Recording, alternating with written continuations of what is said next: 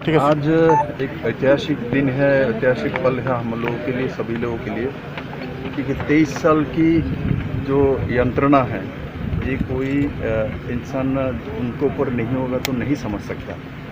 23 साल से अपने ही देश में डिस्प्लेस्ड होकर पड़ा रहा शरणार्थी कैंप में।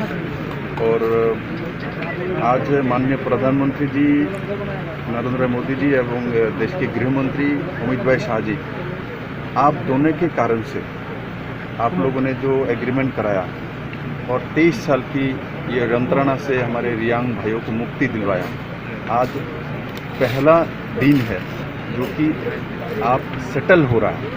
एक जगह पे उनको अपने घर दिया जा रहा है, अपना जीवन दिया जा रहा है, तो ये बहुत बड़ी बात है। और त्रिपुरा के 13 जगह पे ऐसा हम लोगों ने चिन्हित किया है। और कोविड परिस्थिति में भी त्रिपुरा सरकार में किसी भी हालत में पीछे नहीं गया।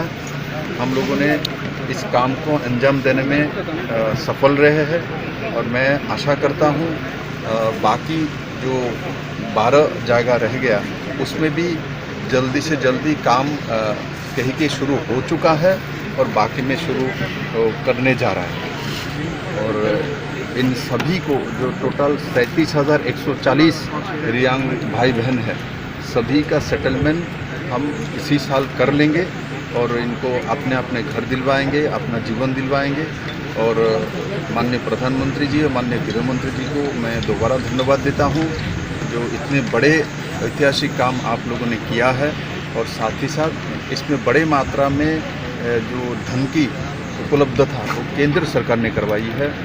और इसमें लगभग 1200 करोड़ के ऊपर टोटल खर्चा होगा और डायरेक्टली 600 करोड़ के आसपास इस पैकेज में माननीय प्रधानमंत्री जी ने दे चुका है और इसके इंस्टॉलमेंट भी आ चुका है।